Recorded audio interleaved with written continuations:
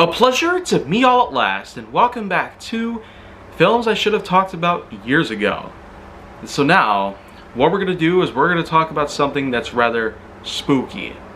Not just any level of spooky though, but I'm mostly talking about the early 1970s. This was a time when we never had anything like slashers, jump scares, or any of those creative things that we're pretty much getting in a lot of today's horror films. And there have been a lot of scary movies out there.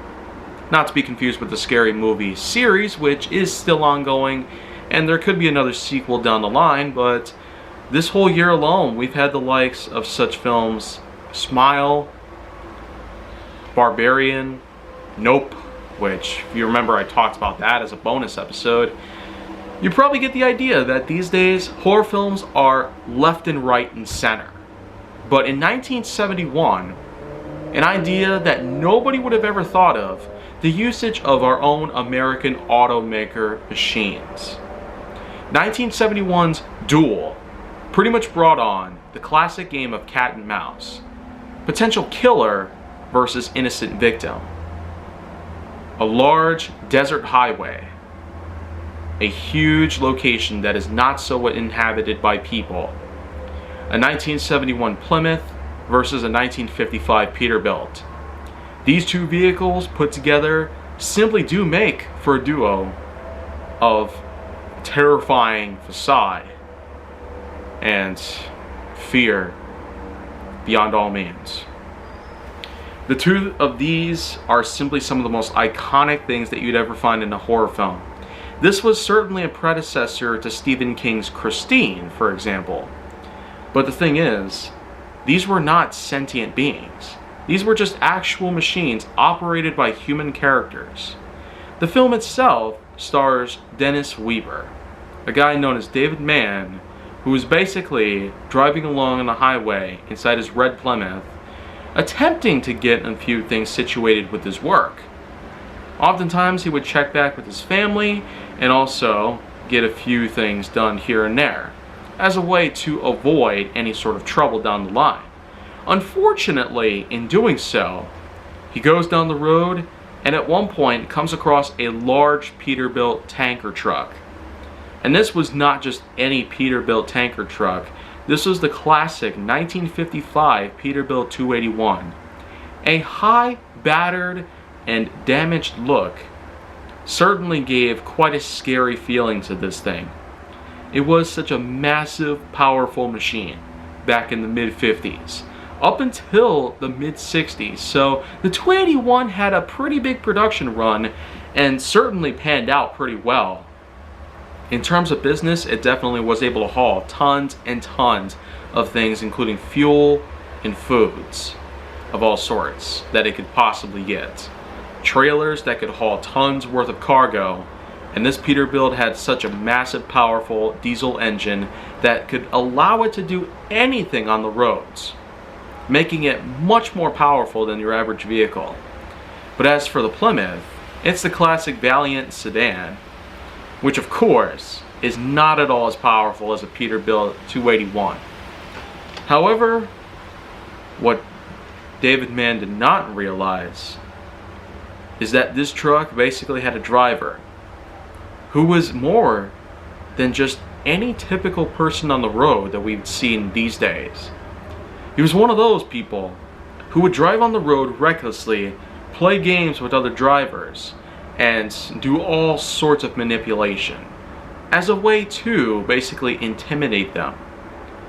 It certainly has this sort of vibe from today where we can actually find a person on the roads, on the highways and freeways and other such locations that we could possibly go to that actually does whatever they feel like on the road. That sort of narcissistic, unintelligent, and unbelievable fashion that just simply gives nothing good to any kind of person imagining. Nothing at all could ever be good about a person on the highway who basically wants to play games and allow their vehicles to hurt others on the road. But this truck driver was not in any possible sense to care about the lives and safety of other people whatsoever. This driver did whatever he possibly could. At first, it was just a simple method of trying to simply pass the truck. But then, of course, the truck goes right back in front of the Plymouth just like that, and releasing tons of noxious fumes out of its stack. So, of course, man does try his best to simply get the truck away from him, even going far out into the distance. But somehow, the truck itself is powerful enough to catch up to him, no matter what speed he goes at. And back in the 70s, it apparently was illegal to have cars that could go at least 120 miles per hour. Of course, regulations would follow and new laws would come up based on speed limits, simply allowing for only 55 on the highway at maximum. But that didn't happen until much later. Anyways, though, on this particular highway in the desert, David Mann eventually goes on down to a gas station to have his engine checked and his vehicle washed and fueled up while he goes to make a phone call to his family to let him know that he's fine and he needed to get stuff done with his work. And he leaves, but then eventually, after some time, the truck shows up again right behind him, and after some things that happen between the two, things only take a turn for the worse. The truck begins to pick up speed and even bash into the back end of his car just like that. It happens a couple times. They both run down to the highway at over 90 miles per hour until eventually David simply slams on the brakes and allows for his Plymouth to simply lose control for a brief moment and crash into a fence in front of a restaurant.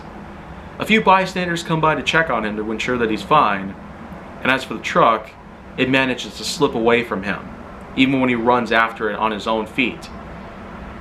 So eventually he goes into the restaurant and tries to settle down and even have himself a good meal. But while doing so, he happens to make a few observations here and there, just to find out exactly who was the driver of that vehicle. The driver of that Peterbilt needed to be dealt with, no matter what cost. And in doing so, he does cause a few awkward scenes to take place. And then, of course, he eventually leaves. No questions answered, and no possible witnesses to ever allow for anything to be done to help him. So it just sort of gives off this old injustice that you might see in some movies nowadays.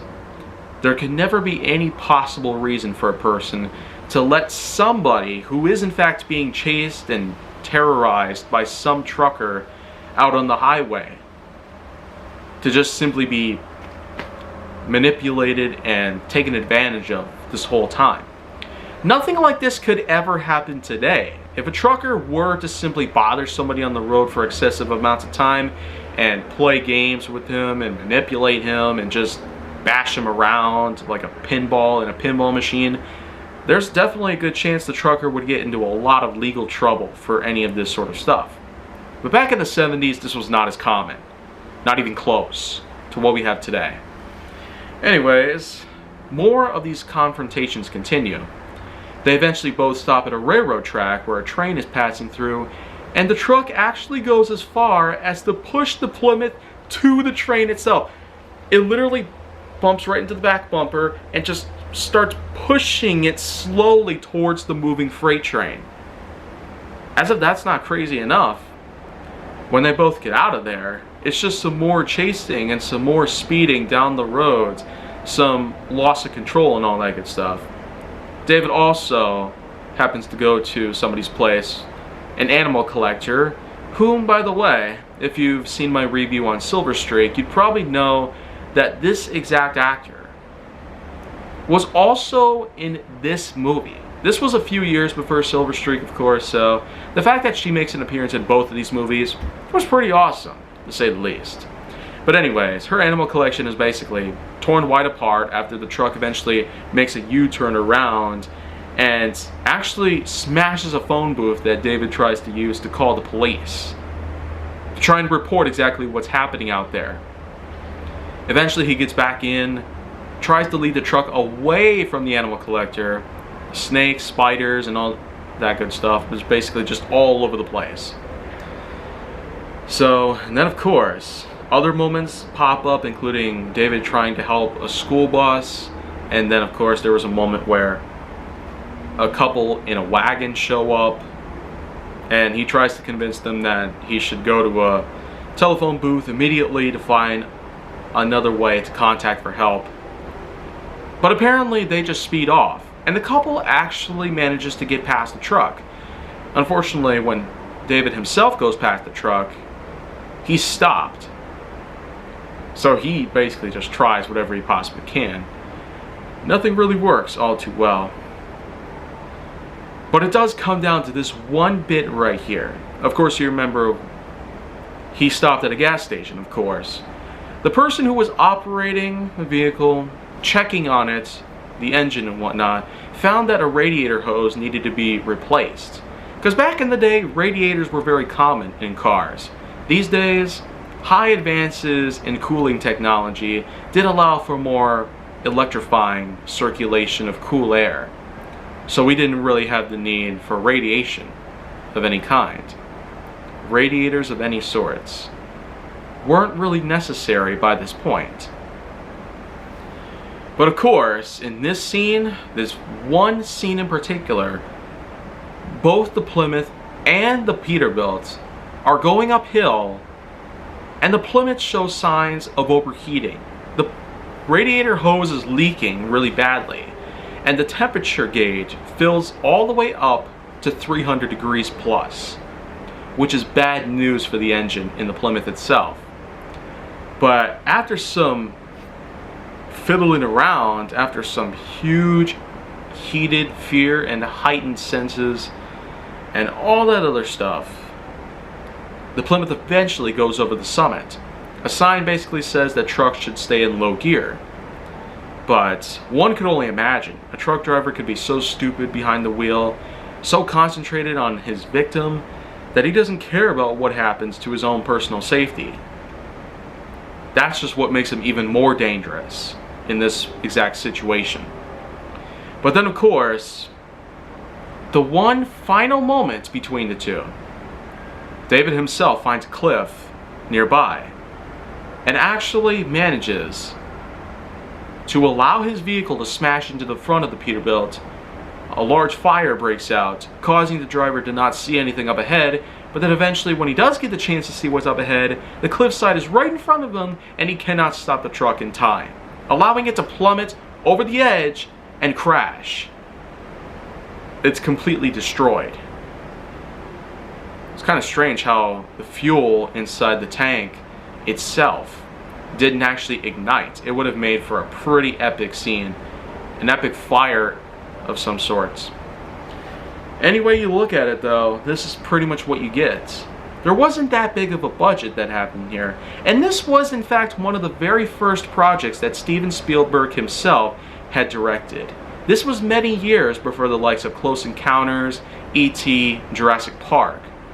To say the least, Duel was his precursor to everything that he had ever done in the many years that followed. He certainly pulled off a really nice thrill that was unlike anything that had ever been done before. So what I can say here, he did a really good job. And it has a massive cult following as of today. There's a lot of videos about this film on YouTube right now. There's a lot of merchandise that exists, including some actual scale models and figurines. There were a lot of things dedicated to this one film alone that it would be impossible to forget something like this. It's been parodied in cartoons like the Looney Tunes, and it's certainly been redacted and even repeated several times. The latest issue that we have, the best possible quality that we can get out of this, certainly makes it look even more ahead of its time than possible. It's at least 15 years ahead of its time by today's standards when you watch something this old. So, in any case, what I have to give to this film is simply put a nice scoring of 8.6 out of 10.1. Pretty nicely done if you ask me. And I'm sure that we'll probably see more from Steven Spielberg himself at some point in the future.